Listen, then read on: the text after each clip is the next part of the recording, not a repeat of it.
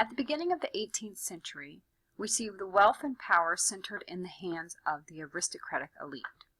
There is a small middle class of doctors, lawyers, shopkeepers, artisans, and merchants, but most of these are still dependent on the elite for patronage. During the 18th century, we see big changes.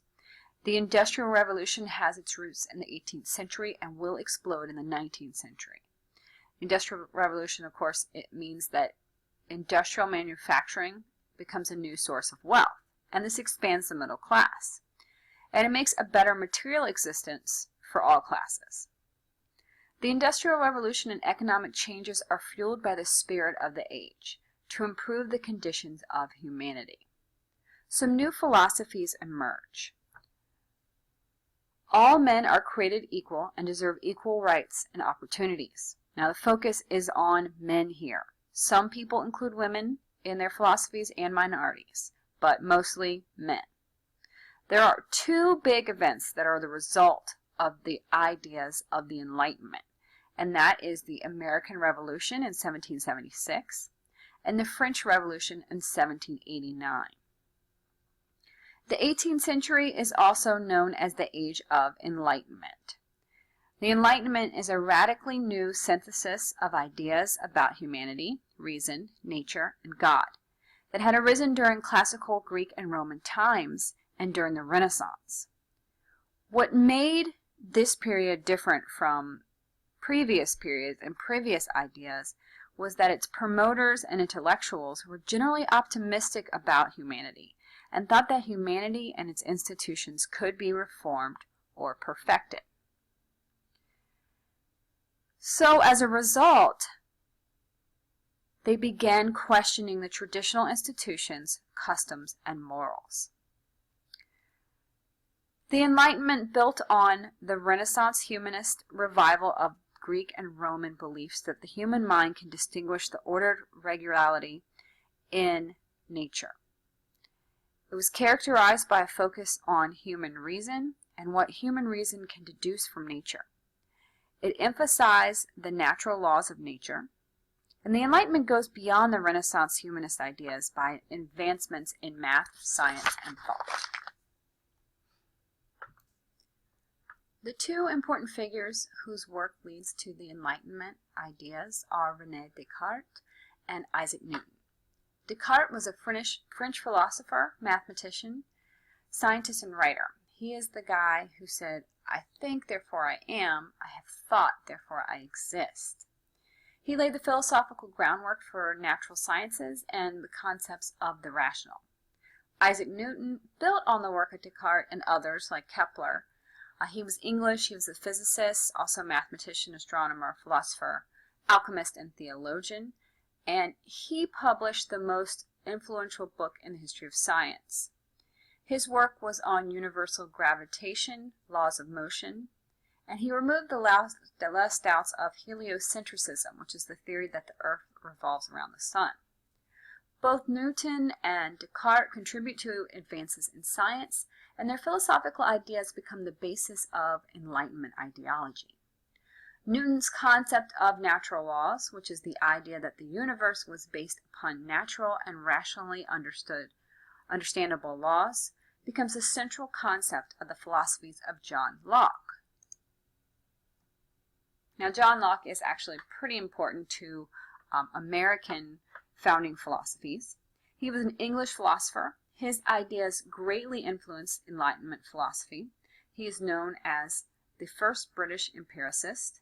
Empiricism is a theory of knowledge which asserts that knowledge arises from experience.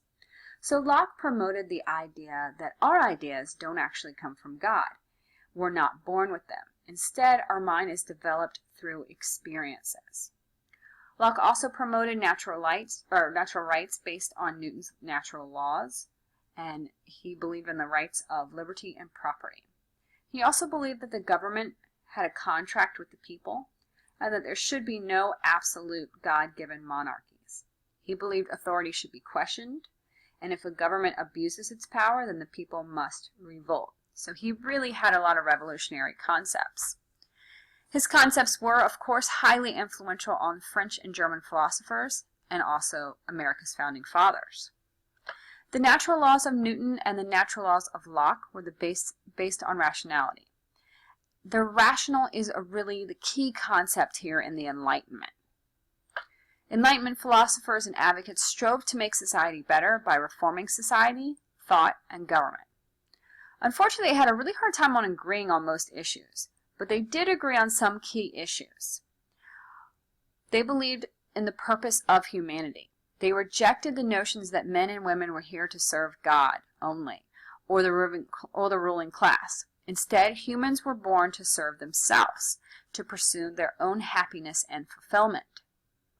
They believed that the role of the government was to help this pursuit, not hinder it. They believed in the goodness of humans. Humans were good and would act rationally and morally. In search for their own happiness, they would help promote the happiness of others. They believed nature was good and rational. It could be understood.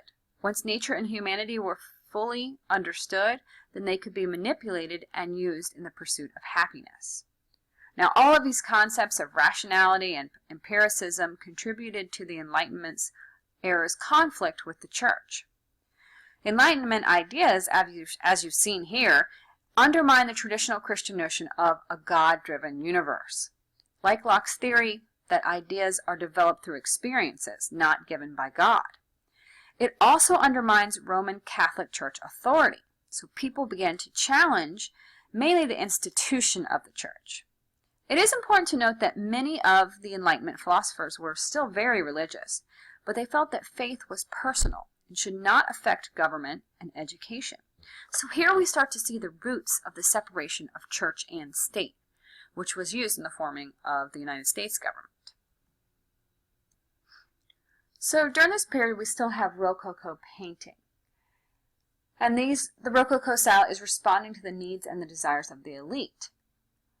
But there's also art that is inspired by the philosophies of the Enlightenment and reflects issues of humanity, and other art that looks back to the Greek and Roman art. This is neoclassicism. Also moralizing paintings and the moral genre paintings. These all overlap with the Rococo style. Moral genre paintings began in the Baroque era. We saw it with Vermeer's Woman Holding a Scale. Usually they're part of history paintings, inspired by Dutch masters. In the mid-18th century, there's a shift in moral genre paintings from religious morals to civic morals, and that's really the key here. Moral genre paintings are particularly popular in England. After the end of government censorship in 1695 in England, and censorship meaning that nothing bad could be written or discussed about the government or the king, literary satire emerges in England, targeting political and social figures and issues. So there's lots of plays and poems and art and things written about social figures and political figures. In Britain in particular, the increasing middle class wanted moralizing genre paintings. They wanted them to be amusing, they wanted them to be easy to understand, and they wanted them to be satirical and moralizing. It's sort of a response to the carefreeness of the French Rococo. Now, the first artist to really express this in his art is William Hogarth. He's an English portrait painter. He believed that art should help improve society. He shifted from portrait painting to moralizing scenes around 1730. About 1730, he starts painting moralizing tales that he makes up in sequences of 4 to 6 paintings. He actually makes prints out of these to maximize his profits and to influence as many people as possible. Now, you do have a video that discusses William Hogarth's series, Marriage a la Mode. This particular image is one in the series, and this one is called The Marriage Contract. And it's based on a literary satire by Joseph Addison, which promoted love-based marriages. So there were still arranged marriages at this time. This is the first in the series, and basically Lord Squanderfield, this guy right here, he is arranging the marriage of his son, who is over here admiring himself in the mirror, to the wealthy merchant, right here, his daughter. She's right here. So this is a great deal or it seems like a good deal for these two guys.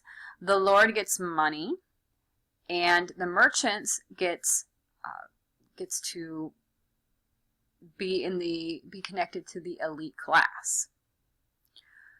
So the Lord also gets money to finish building his luxurious home, which we can see is in construction here in the background. And the son and daughter are entering into this loveless marriage. The son seems in love with himself, so there is some love in the marriage. And the daughter is being wooed over here by Lawyer Silvertongue, who is very suggestively sharpening his pen. There's 5 more paintings in the series, and you'll learn about those in the video.